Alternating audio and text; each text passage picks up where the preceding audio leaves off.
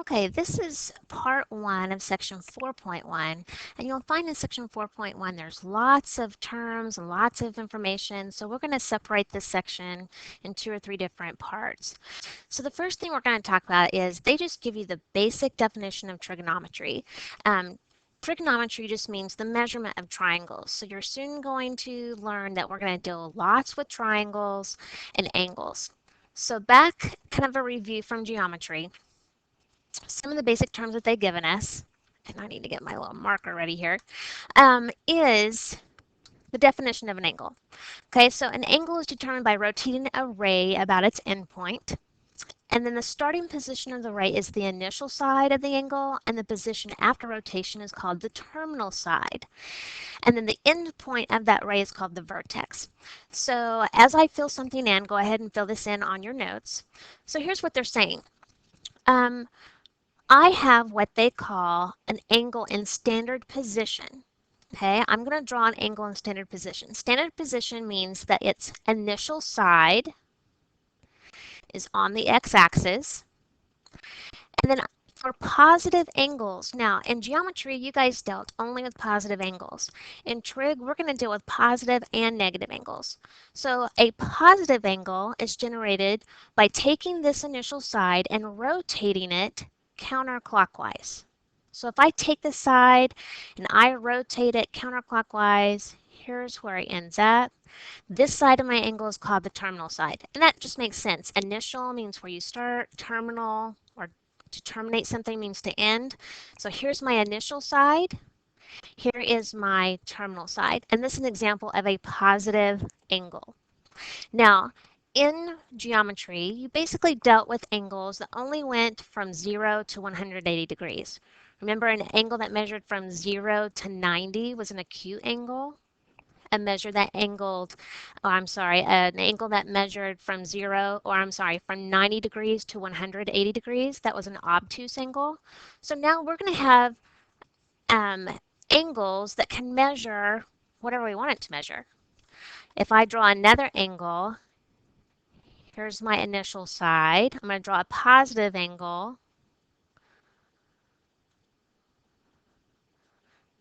Okay, there's my terminal side. That's still a positive angle because I went counterclockwise. Okay, let's draw a negative angle in standard position. Here's my initial side. A negative angle is going to go clockwise. So the only way that you would really be able to tell, because don't these angles, two angles, look the same? Okay, the only way that I know that this was a positive angle is because I showed the arrows on which way I took that terminal side. Okay, so counterclockwise is positive. Here's an example of a negative angle. Okay, so in trig, we are going to call angles different things. All right, this is the symbol for theta.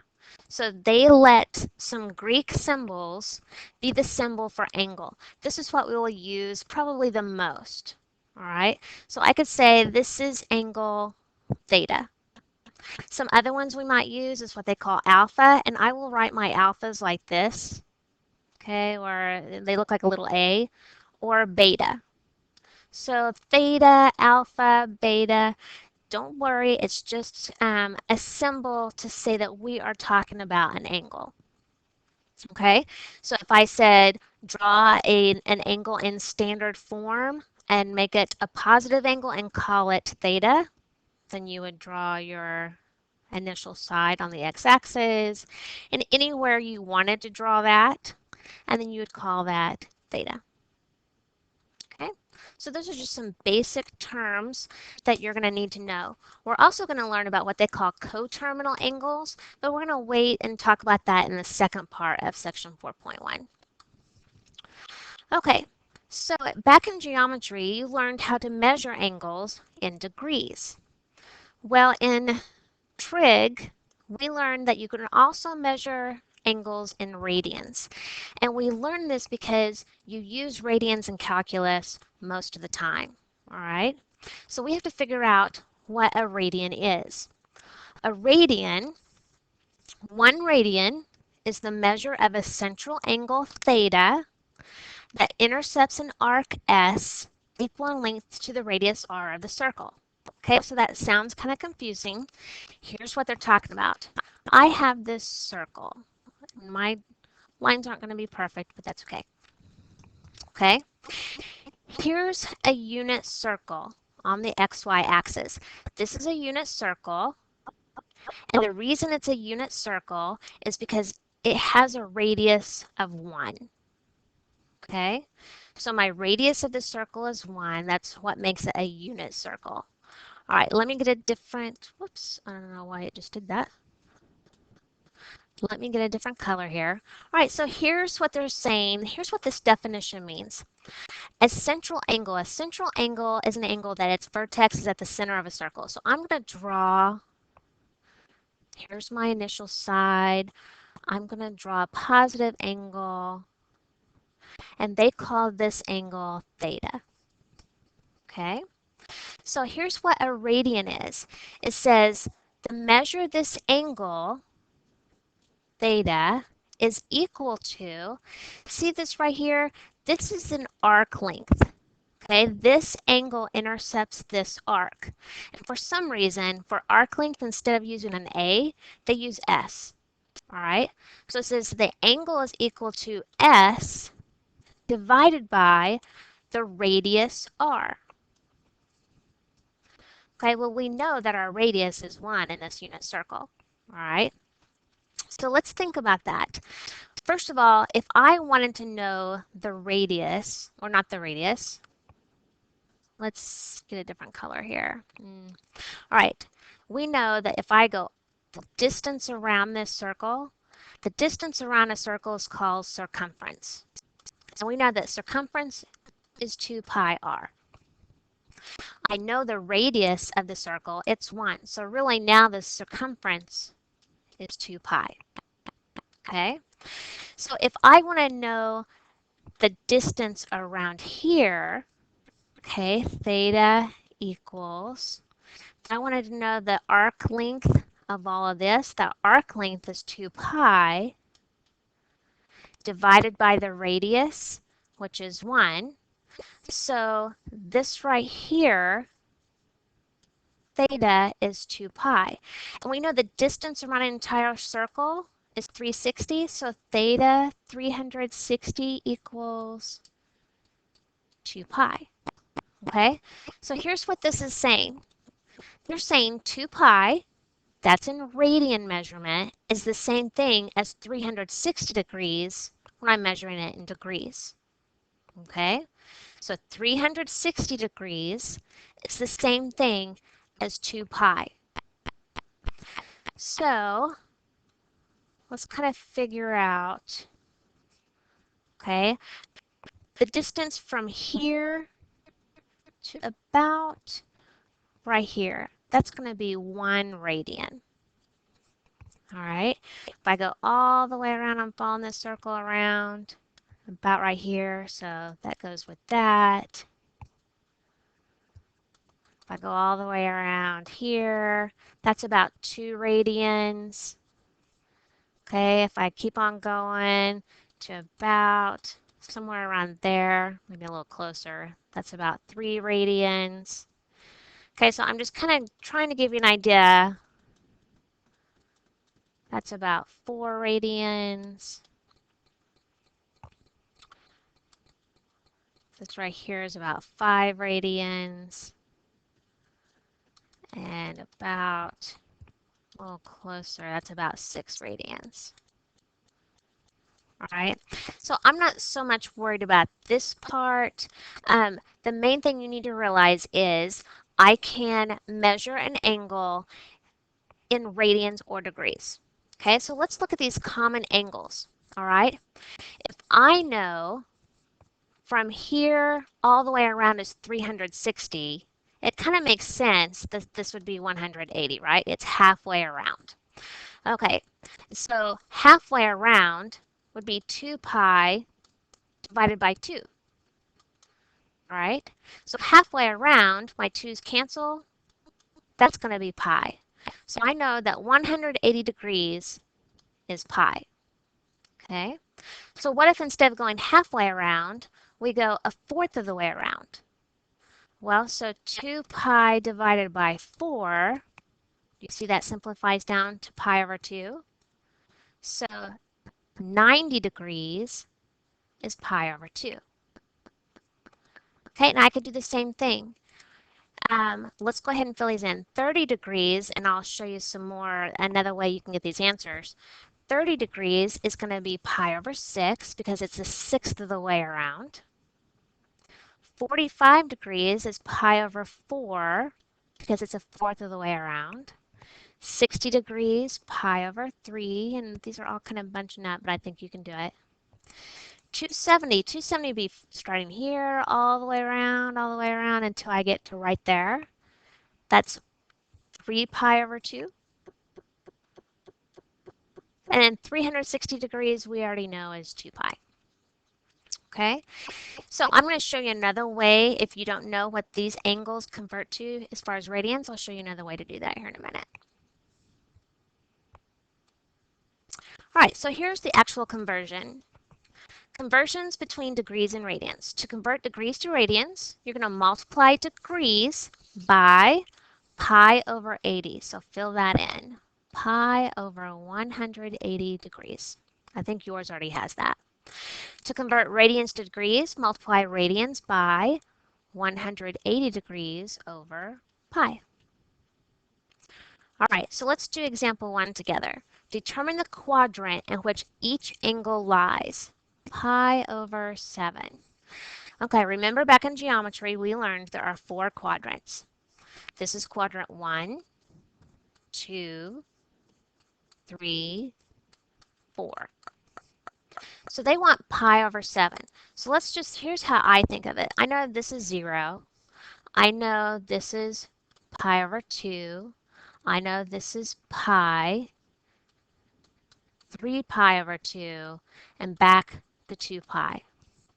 So if I know I'm just going 1/7 of the way to pi, 1/7, do you see it's going to be, if I draw it over here, it's just going to be somewhere over here. It's still in that very first quadrant. So that's quadrant 1. B says -4 pi over 3. Okay, so first of all, I know I'm going to be going the opposite way. All right, so do you see this is 4/3? So 4/3 is 1 1/3. All right, so if I'm going to go 1 pi and then another third, but I'm going to go backwards because it's a negative angle. So look, if I'm going negative, do you see this is 0? This is negative pi over 2. This is negative pi. This is negative 3 pi over 2. And this is negative 2 pi.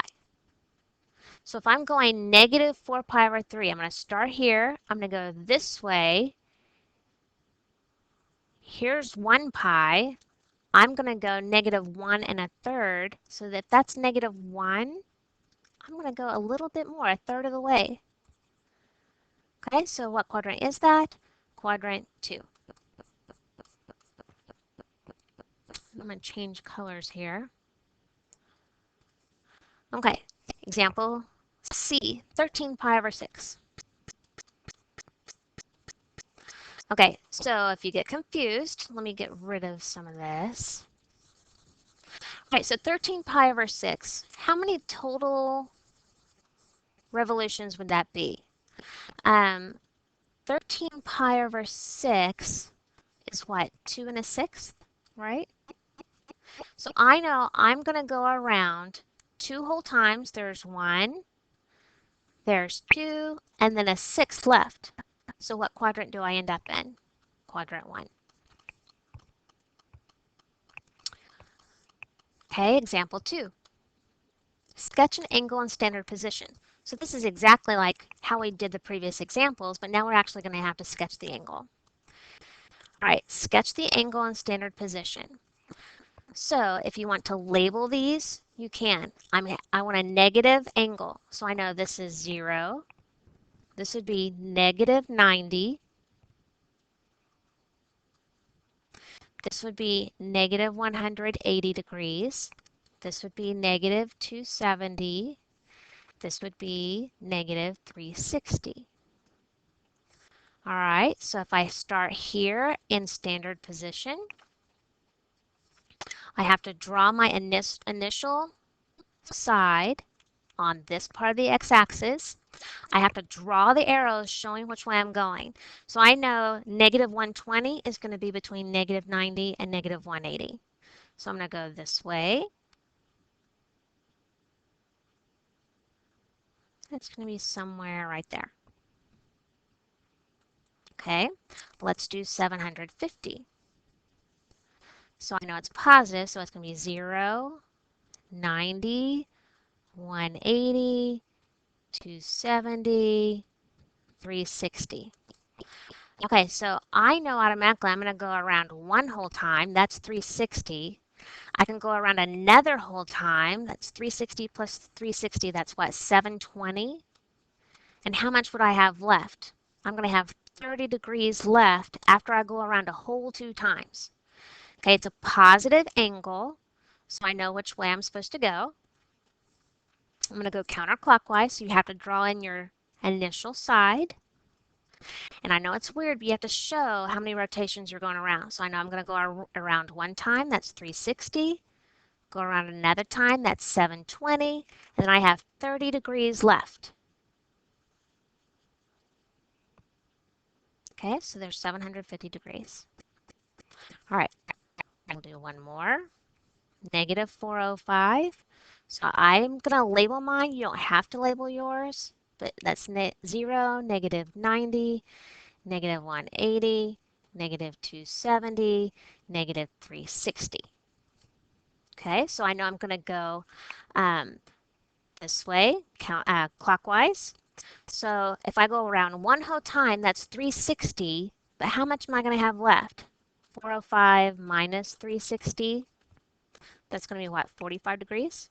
So I know I'm going to go one whole revolution and then 45 degrees more. So it's going to look like this. Draw my initial side, go around one whole revolution and 45 degrees more. So somewhere around there.